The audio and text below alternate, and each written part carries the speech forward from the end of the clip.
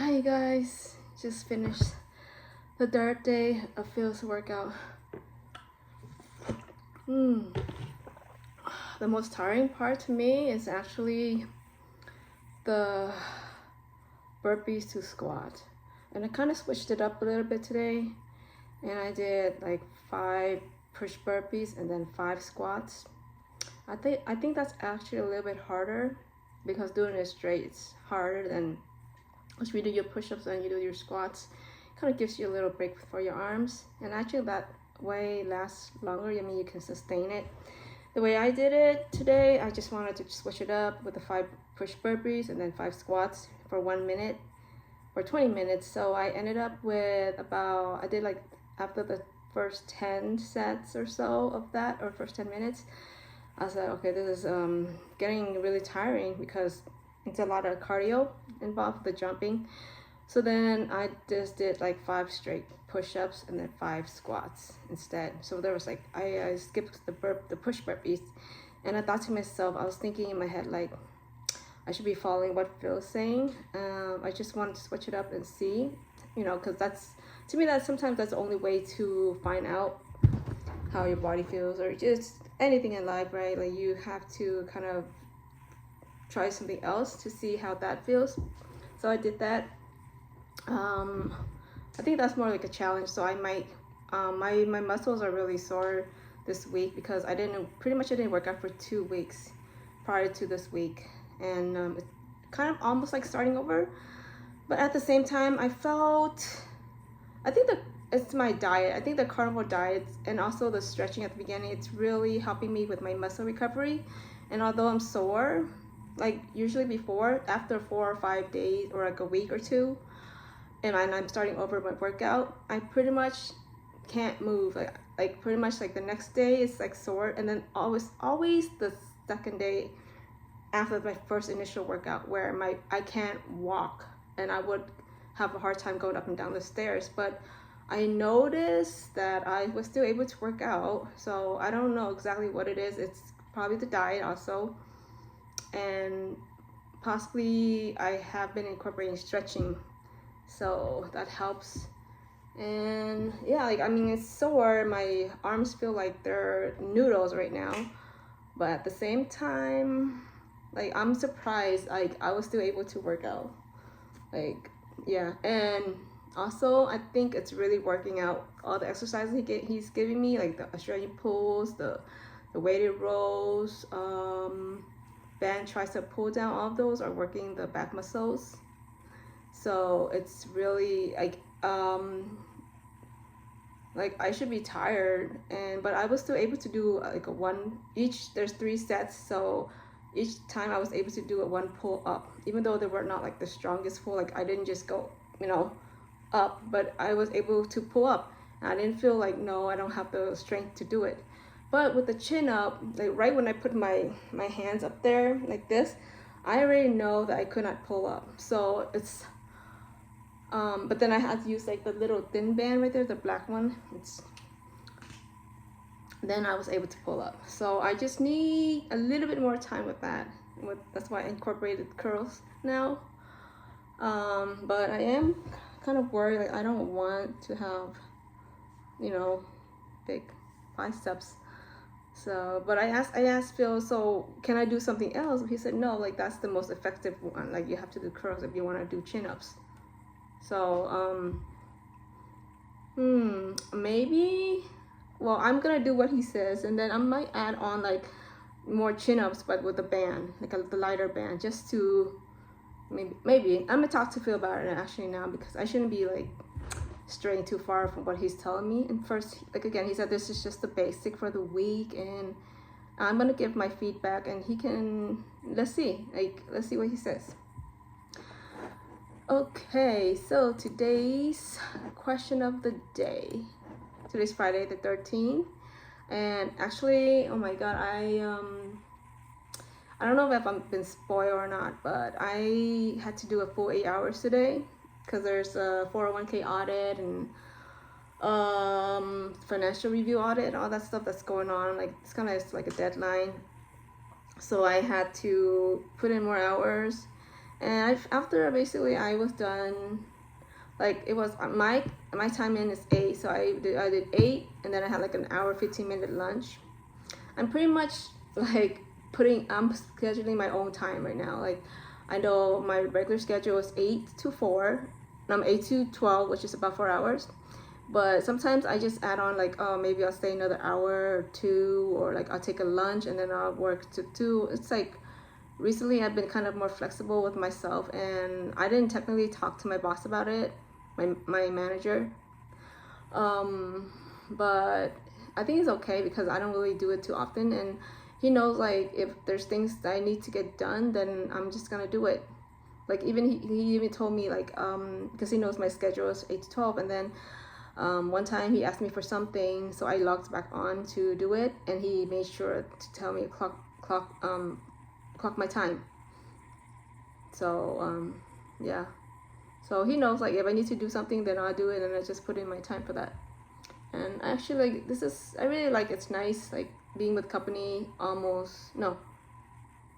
it's like almost 12 years already. Actually, it's been 12 years 3 months. So I guess that's like a benefit and an advantage that they're more lenient with what I'm doing, because they know like how I am. Although I'm gonna admit that I'm not like fully committed like I used to be. I'm looking at the wrong dot the whole time, like I'm staring somewhere else. Yeah, so but it's nice, like having this time, this flexibility. I know not everybody can have this, but I was just saying that today is Friday, and I felt oh my god, like an 8-hour day is just too much. And I'm working at home. Like I know back then when I was in the office, it was tiring. So pretty much after 5:20, I logged out because I took a long lunch, and I was like, I felt done. Like I felt like, oh, I need like this long break to relax, recharge. And it's crazy because I don't know, I used to do that all the time, like for years. 8-hour workday, that's normal for most people, and now I'm complaining about it because it's just so nice to work few hours a day. Like I think max that we should be working should be maybe 6 hours. I could do that, but 8 hours just seems so long. And like imagine like back then it was from 9 I'll just say 9 to 5, right? Or like 8:30 because you take a lunch. So 8:30 to 5, like that's like almost, you go home at 5. The drive, everything, like drive home by that time's like 6, and I get home. The first thing I do is just change right away. I just can't. I change right away, and then I'm just like, okay, time to relax. I'm scrolling through the phone or something. Then time to eat. And then you barely have any time for anything. Anyway, yeah. Question of the day. It's number 149. What is your favorite way? What? I did this yesterday. Yeah, no, that's weird, but it's the same question for some reason. Oh, it's the same, but kind of different. Okay, so let me get out and redo. Okay, I don't know what's going on. All right.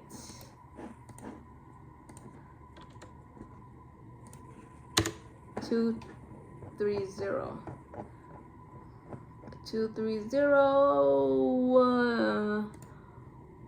What makes a strong support system crucial for personal success? The only way to do great work is to love what you do. Oh, that's by Steve Jobs. What makes a strong support system crucial for personal success?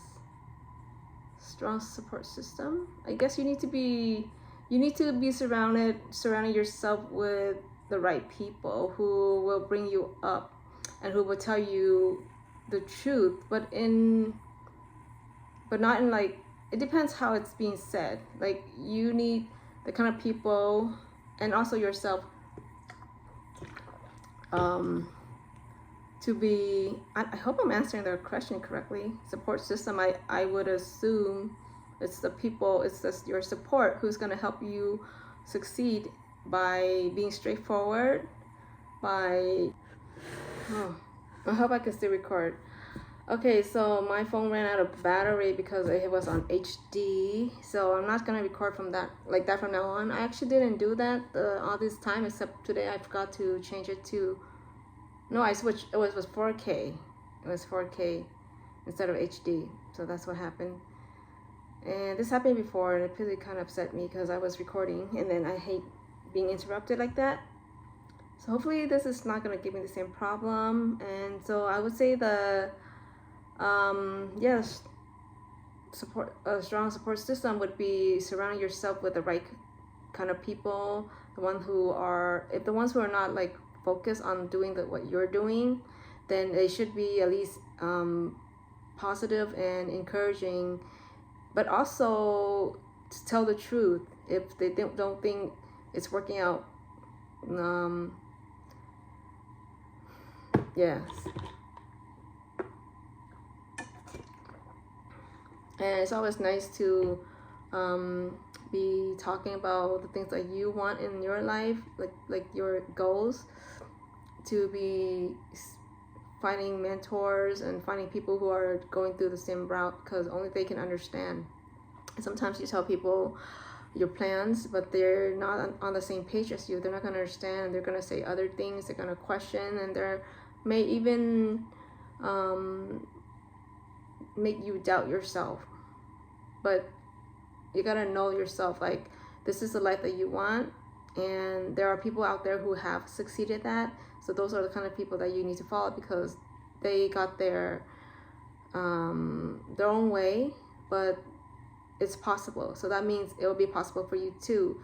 Can't be thinking about talking to people who can't see that vision, and then talk you out of it, because they're not there. So how can they talk you out? Like, they have no say to that, except like the only thing I would ever listen to possibly is like if someone were to advise me, like if it's dangerous or something. But still, like, I have to still have to go through it myself to understand. And sometimes they may be right, but if it's really something you feel strongly about, you're willing to risk it, whether it could be your time or it could be money. If you're willing to risk it for that experience, then that's fine, as long as it doesn't hurt anybody else. That's how I see it, because only you know. Like, sometimes, like, this happens so much in life, because it's like your parents, or like me and or like whoever, like, I've been through something and I'll tell my niece and nephew about it, like my opinion and my experience with it. But regardless, sometimes they still want to go through with it. And because the reason is because everyone, like, people are curious and people want to know themselves. So yeah, it's cool, like, there's people who cares about them, they're like giving them advice. But at the same time, if it's such a strong desire to whatever it is that they want to do, they're going to do it, and they could either learn the hard way, or they'll succeed, who knows. But the thing is, like, sometimes you just gotta let people do what they need to do. You can tell them as much as you want to, but they're gonna have to go through it themselves in order to understand, to experience it, and then learn from that. And then they can say, yeah, you're right. But it doesn't matter, because you go through the same thing. Like we all go through this the same way. Like, the only way we would accept something is going through with it. So I guess that's wait, I forgot why I'm saying this, but yeah, basically, you just gotta be with the right people, and don't let people who aren't really walking the same route as you stop you. You gotta listen to those who have been through it and have the life that you want. That's what Anne told me.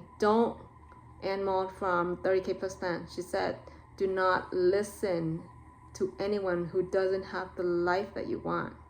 And after I heard that, I was like, that is so true. Like, thank you so much. Like, say whoever it is, like mom, dad, or not my dad passed away a few years ago. Family members, could even feel like if I'm talking about something, he doesn't agree with me, it doesn't matter, because they don't have the life that you want, whatever it is, or whatever it is your goal is. If they don't have that, you can listen to them and thank them for it, but you need to go walk that route yourself. Because how can they tell you if they haven't walked that path to know if it's possible? But there are people out there who already have walked that path and have succeeded. So why would you not believe that it's possible? So yeah. So the only way to do great work is to love what you do. I feel like there's this quote somewhere before, or something similar to that too, because I think there was a topic that was about it. I mean, it's like straightforward, because when you enjoy something, you're gonna do amazing. You just have this passion for it. You're gonna feel excited, and then you're gonna do great work, because it's just a natural thing when you're happy and you're enjoying. Like right now, Phil is like really enjoying his mountain biking. He loves it. He like sometimes he'll come home and he'll have his GoPro recording it, and then he's like watching it so he can edit. And like you could feel like his excitement, like when he's riding and he's just watching. His body is like going along with the video, and every time like I look at his face expression and everything, and it's like you just know he loves it, and then he wants to make it nice in the video. He's very particular. He's kind of like perfectionist. I'm like the total opposite. And yeah, like that's why I think if I feel like if I'll be overthinking about something, I probably won't even do it. And that happens so many times. It comes to a point where I'm like, you know what, don't worry about it too much. Like yesterday I took a picture of my food, and he was like, how come you don't turn the lights on? How come if I were you, I would wipe this table clean. And I didn't really notice those little things. You know, he's a very attention to detail. I'm not as much. But you know, we have our good traits and bad traits, and things I'm good at that he isn't, and vice versa. But yeah, I think that's it for today. I will see you again tomorrow.